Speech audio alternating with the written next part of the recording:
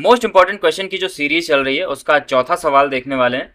लेकिन उससे पहले एक बात कहूंगा कि अगर तुमको ये सीरीज पसंद आ रही है तो वीडियो को लाइक जरूर किया करो और कमेंट में जरूर लिखा करो कि मैं कैसा तुम्हें समझा पा रहा हूँ।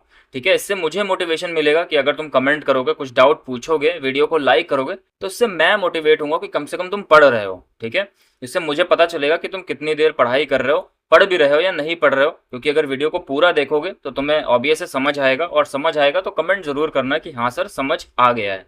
ठीक, और साथ में शेयर भी जरूर करना उन सभी के साथ जो लोग बोर्ड की तैयारी कर रहे हैं। तुम्हारे दोस्त हो गए, तुम्हारे घर के कुछ लोग हो गए, भाई बहन, तो उनको शेयर जरूर करना ताकि ये जो सवाल हैं ये सब तक पहुंच सकें। ठीक है, तो अब देखते हैं चौथा सवाल जो इम्पोर्टेंट है। अब ये लिया गया है, ये चौथा सवाल जो है ये लिया गया है विद्युत रसायन चैप्टर से। वैद्युत रसायन चैप्टर से लिया गया है, नर्स्ट समीकरण का सवाल है। तो चलो पढ़ते हैं सवाल, देखते हैं क्या है। 298 केल्विन ताप पर निम्नलिखित सेल के लिए, अब देखो ये सेल का जो रिप्रेजेंटेशन है, सेल का जो प्रारूप है वो दे रखा है, इन्होंने कैसे प्रदर्शित किया गया है ये चीज दे रखी है कि सेल को हमने ऐसे प्रदर्शित कर रखा है। ठीक है, यदि उपरोक्त सेल का ईएमएफ, ईएमएफ का मतलब ई सेल, ईएमएफ का मतलब चाहे ईएमएफ लिखा हो चाहे ई सेल लिखा हो, दोनों का मतलब एक ही होता है, उससे कंफ्यूज मत होना। ईएमएफ या ई सेल कितना है? 0.59 वोल्ट। हमें निकालना क्या है? तो सेल का मानक ईएमएफ, मानक का मतलब ई नॉट सेल निकालना है। अच्छा, यहाँ पे मानक में 3 कंडीशंस होती हैं, कौन कौन सी? टेम्परेचर कितना होना चाहिए? बोलो, टेम्परेचर कितना होना चाहिए? 298 केल्विन। दाब कितना होना चाहिए? 1 वायुमंडल। और जो सांद्रता होनी चाहिए वो कितनी होनी चाहिए? 1 मोल प्रति लीटर। अगर ये 3 कंडीशंस हैं तो उस समय पे जो विद्युत वाहक बल होता है या विद्युत विभव होता है उसी को हम बोलते हैं क्या? मानक विभव। ठीक है, मानक इलेक्ट्रोड विभव। तो अब देखते हैं कैसे ये सवाल होगा। सबसे पहले हम क्या करते हैं, इस सेल को ध्यान से देखो, ये जो सेल दे रखा है इस सेल को ध्यान से देखो। एक बार नीचे इसको लिख लेते हैं,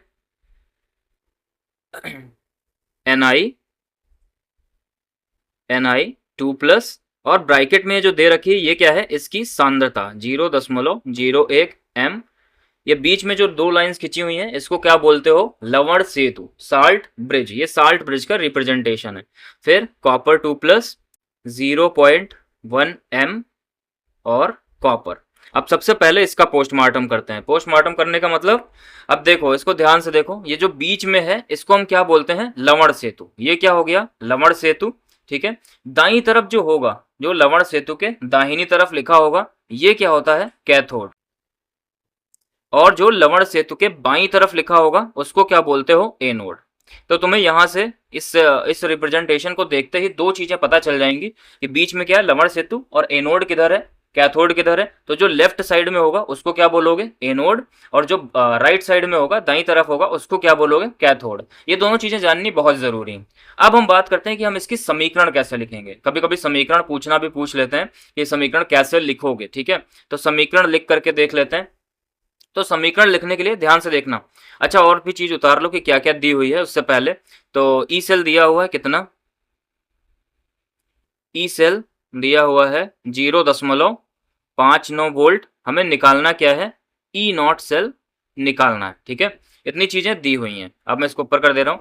हाँ, अब देखो ध्यान से, 2 चीजें तुम्हें पता चल गई, एनोड लेफ्ट साइड में है और कैथोड राइट साइड में है। अब इससे समीकरण हमको लिखना है कि सेल में जो अभिक्रिया हो रही होगी वो कैसे लिखेंगे। तो उसके लिए जहां लवण सेतु है वहां पे सीधे खींच दो क्या? एरो। पहला काम, बीच में क्या होता है? एरो होता है, सीधे खींच दिया हमने एरो। अब देखो कि यहाँ पे निकिल शुरुआत में है और इधर शुरुआत में क्या है? कॉपर 2+। दोनों ही पार्ट में, इस वाले पार्ट में और इस वाले पार्ट में, जो चीज पहले लिखी होगी, पहले क्या लिखा हुआ है? इधर ध्यान से देखो, इधर पहले क्या लिखा हुआ है? निकिल, और इधर पहले क्या लिखा हुआ है? कॉपर 2+। तो जब भी समीकरण लिखोगे तो पहले क्या आ जाएगा?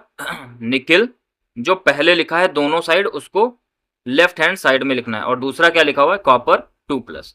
ठीक है, अब इस एरो के बाद क्या लिखोगे?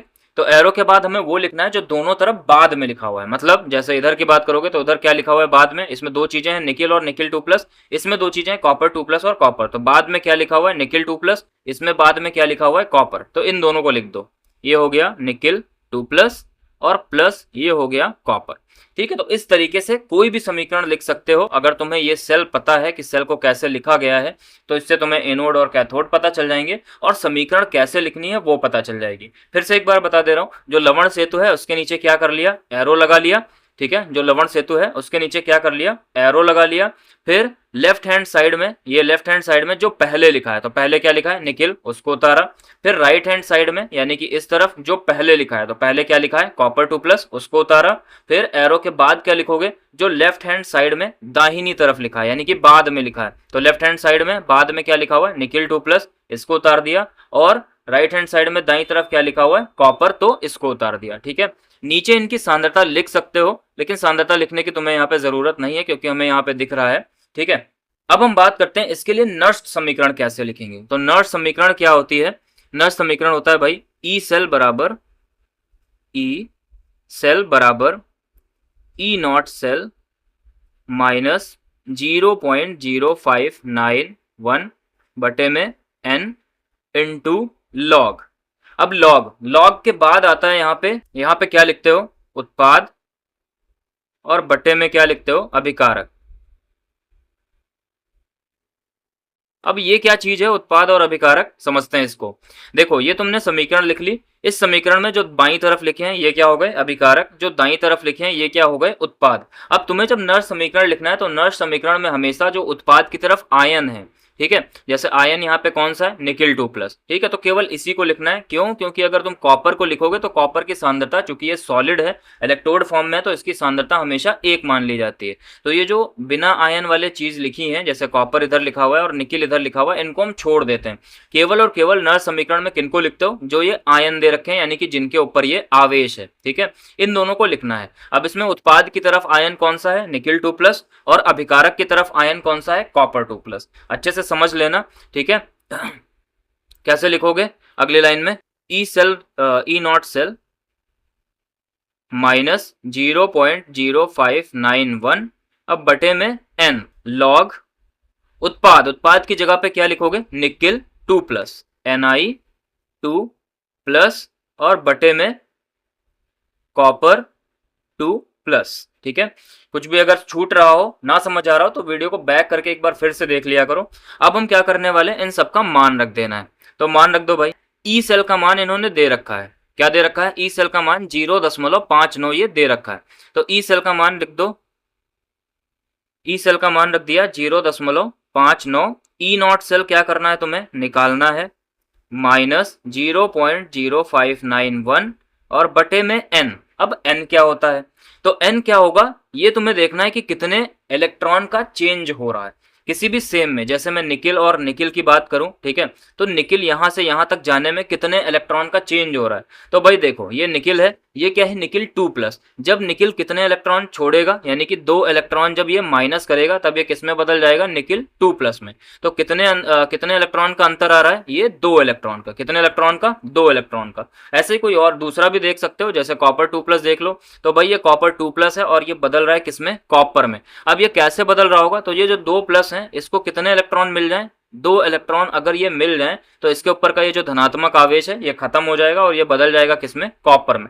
तो समझ गए होगे, जितने इलेक्ट्रॉन का डिफरेंस आ रहा है सेम स्पीसीज में, सेम एलिमेंट में, जैसे कॉपर की बात कर रहे हो तो कॉपर में कितने इलेक्ट्रॉन का डिफरेंस आ रहा है, 2 का। निकिल की बात कर रहे हो तो निकिल से निकिल 2+ में कितने का अंतर आ रहा है, 2 का। तो जितने का डिफरेंस आ रहा होगा इलेक्ट्रॉन का, वही क्या हो जाएगा, n की वैल्यू हो जाएगी। समझ गए होगे, तो n का मान रख देते हैं। फिर n का मान कितना, 2 इंटू लॉग। अब ये क्या चीज दे रखी है ब्रैकेट में, निकिल 2+, ये दे रखी है सांद्रता। तो निकिल 2+ की सांद्रता ये दे रखा है 0, निकिल 2+ की सांद्रता 0.01 m, और कॉपर 2+ की सांद्रता कितनी दे रखी है, 0.1। अब इनका मान रख दो भाई, तो निकिल 2+ की सांद्रता 0.01 बटे में कॉपर 2+ की सांद्रता 0.1।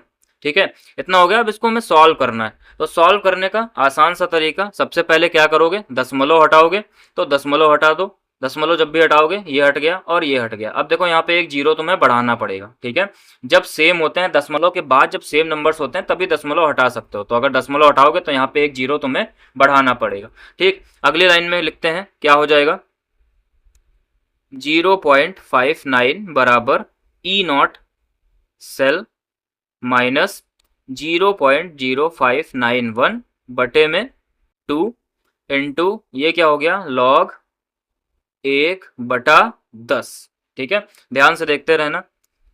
ई नॉट सेल माइनस 0.0591 बटे में 2, और ये हो गया, अगर 10 को ऊपर ले जाओगे तो 10 की पावर कितनी हो जाएगी, -1। ये 10 की पावर 1 नीचे था, इसको ऊपर ले जाओगे तो क्या हो जाएगा, 10 की पावर -1। अब जब भी ऐसा कुछ लिखा हो 10 की पावर n में, क्या क्या लिखा हो, जैसे ये लिखा हो, कभी भी कुछ भी लिखा हो log 10 की पावर n, तो इसका मान हमेशा होता है कितना, n के बराबर। जैसे अगर लिखा हो log 10 की पावर 2, तो इसका मान क्या आ जाएगा, इस 2 को आगे ले जाओगे तो ये हो जाएगा 2 log 10, और log 10 का मान क्या होता है, 1 होता है, तो ये सीधे इसका मान क्या आता है, 2। तो जब भी log 10 की पावर n में कुछ लिखा हो तो उसका मान क्या होगा, हमेशा n। अब जैसे यहाँ पे log 10 की पावर क्या लिखा हुआ, -1, तो इसका मान क्या हो जाएगा, सीधे -1। ठीक है, समझ गए होगे। चलो देखते हैं अगली लाइन में। ये हो गया 0.59, यहाँ पे 0.59 बराबर E0 सेल माइनस 0.0591 बटे में 2, और इसका मान क्या हो गया, -1। अब -1 और ये माइनस का, इनको गुणा करोगे तो क्या हो जाएगा, प्लस हो जाएगा। अगली लाइन में 0.59 E0 सेल माइनस और माइनस क्या हो गए, प्लस। 2 से इसको भी डिवाइड कर दो तो पॉइंट लगाया 0, फिर 2 से करोगे इसको 5 को भाग तो 2 दूनी 4, 1 बचेगा 19 हो जाएगा, 2 9 18, ठीक है, फिर 1 बचेगा 11 हो जाएगा, 2 पंचे 10, इतना आ गया। अब हमें निकालना क्या है, E0 सेल, तो यहां से E0 सेल क्या हो जाएगा, E0 सेल बराबर 0.59, ये 0.59, और इसको क्या करा, इधर भेज दिया तो ये हो गया माइनस में। माइनस में क्या आ जाएगा, 0.0295। इसको घटा लो, तो घटा करके देख लो, घटाओगे तो ये आ जाएगा 0.5900, और घटाना है 0.0295। देखो 10 में से 5 घटाओगे 5, 9 में से 9 घटाओगे 0, यहाँ पे 8 में से 2 घटाओगे 6, और ये 4 नहीं, ये 5, ठीक है। तो ये क्या बचेगा, 0.56। तो आंसर इसका क्या हो जाएगा, 0.56, 0.56 वोल्ट। ठीक है, घटा करके देख लेना, आंसर क्या आ गया, 0.56 वोल्ट। तो इस तरीके से अगर तुम्हें नष्ट समीकरण लिखना आता है तो ये सवाल बहुत आसान है। इसमें बस ये थोड़ी बहुत कैलकुलेशन होती है लॉग वाली, इसको तुम्हें ध्यान से कर लेना है, आसानी से कर ले जाओगे। आंसर क्या आएगा इसका, 0.56 वोल्ट। अगर वीडियो पसंद आई हो तो फिर से मैं बोल रहा हूँ, लाइक जरूर करना एंड कमेंट करना। इस तरीके के सारे सवाल इस वीडियो को देख करके कर ले जाओ। ठीक है, मिलते हैं नेक्स्ट वीडियो में।